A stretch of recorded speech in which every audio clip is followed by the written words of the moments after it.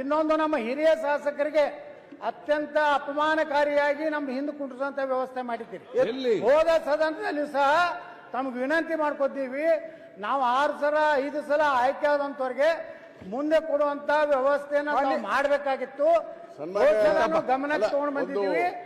ಈ ಸಲನೂ ಸಹ ನಮ್ಮ ಕೊನೆಗೆ ನನಗೆ ಎಷ್ಟನೇ ನಂಬರ್ ಯತ್ನಾಳ್ ಸಾಹೇಬ್ರನ್ನ ಮಾತಾಡ್ತೀರ ರಂಗನಾಥ್, ಬಿಜೆಪಿ ಏನ್ ಸಿಗ್ತಾ ನಿಮ್ಗೆ? ಯತ್ನಾಳ್ ಸಾಹೇಬ್ರನ್ನ ಅನಾಥರು ಮಾಡ್ಬಿಟ್ಟವ್ರೆ. ಅದಕ್ಕೋಸ್ಕರ ನಾವೆಲ್ಲ ನಿಮ್ ಜೊತೆ ಇದ್ದೀವಿ.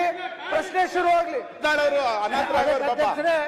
ನಮಗ ಇನ್ನೊಮ್ಮೆ ನಮ್ಮ ಸೀಟುಗಳ ಬಗ್ಗೆ ಪುನರ್ ಪರಿಶೀಲನೆ ಮಾಡಿ ನಾಳೆ ಒಳಗಾಗಿ ತಾವು ವಿಧಾನಸಭಾ ಅಧ್ಯಕ್ಷರಾಗಿ ಒಂದು ಒಳ್ಳೆಯ ನಿರ್ಣಯ ತಗೋಬೇಕಂತೇಳಿ ನಾವು ಅತ್ಯಂತ ಕಳಕಳಿಯಿಂದ ತಮ್ಮಲ್ಲಿ ಪ್ರಾರ್ಥನೆ ಮಾಡ್ತೀವಿ. ಒಂದು ನಿಮಿಷ ಎಲ್ಲರೂ ಒಂದ್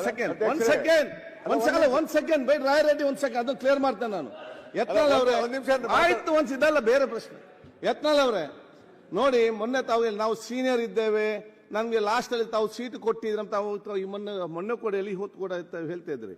ನಾನು ಬಹಳ ಸ್ಪಷ್ಟ ಬರ್ತೇನೆ, ರಾಜ್ಯದಲ್ಲಿ ಸೀನಿಯರ್ ಜೂನಿಯರ್ ಅಂತ ಇಲ್ಲ. ಅಧಿಕಾರ ಇದ್ದವನೇ ಸೀನಿಯರ್, ಅಧಿಕಾರ ಇಲ್ಲದವನು ಜೂನಿಯರ್.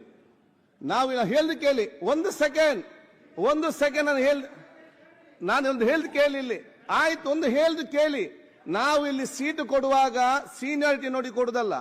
ಯಾರಿಗೆ ಜಾಸ್ತಿ ಸಂಖ್ಯೆ ನಂಬರ್ ಇದ್ರೆ ಅವ್ರಿಗೆ ಈ ಸೈಡ್ ಕೊಡುವಂಥದ್ದು, ಕಡಿಮೆ ಸಂಖ್ಯೆ ನಂಬರ್ ಇದ್ರೆ ಈ ಕಡೆ ನಾವು ಕೊಡುವಂಥದ್ದು. ಅದಕ್ಕಿಂತ ಕಡಿಮೆ ಇದ್ರೆ ಆ ಕಡೆ ಬಂದು ಸೇರ್ತಾರೆ. ನೀವು ಇಲ್ಲಿದ್ದಾಗ ನಿಮ್ಗೆ ಫ್ರಂಟ್ ಸೀಟ್ ಅಲ್ಲೇ ಕೊಟ್ಟಿದ್ದೆವು.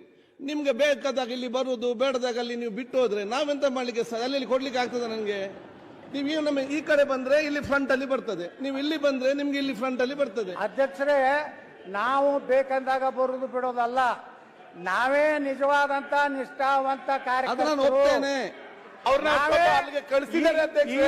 ಈ ಸದನದಲ್ಲಿ ನಿಜವಾಗಿ ವಿರೋಧ ಪಕ್ಷ ನಾಯಕ ಅಂದ್ರೆ ನಾನೇ. ಆಯ್ತು, ನಾ ಅಡ್ಜಸ್ಟ್ಮೆಂಟ್ ಕೇಳಿ ಅಲ್ಲ, ನಾ ಯಾರು ನೋಡ ಹೊಂದಾಣಿಕೆ ಮಾಡ್ಕೊಂಡೆಲ್ಲ, ನಾ ಮುಖ್ಯಮಂತ್ರಿಗಳ ಕಚೇರಿಗೆ ಹೋಗಿಲ್ಲ, ಯಾವ ಮಂತ್ರಿಗಳ ಬಳಿ ದಯಾಪರನಾಗಿ ಕೇಳ್ಕೊಂಡೆಲ್ಲ. ಬಿಜೆಪಿ ವಿರೋಧ ಪಕ್ಷದ ನಾಯಕರು ಬೇಕಾದ್ರೆ ಡೆಪ್ಯೂಟಿ ಸ್ಪೀಕರ್ ಪಕ್ಕ ನೀವು ಒಂದು ಕುರ್ಚಿ ನನಗೆ ಅಲಾಟ್ಮೆಂಟ್ ಮಾಡ್ಬೇಕಂತ ವಿನಂತಿ ಮಾಡ್ಕೊತೀನಿ. ಓಕೆ.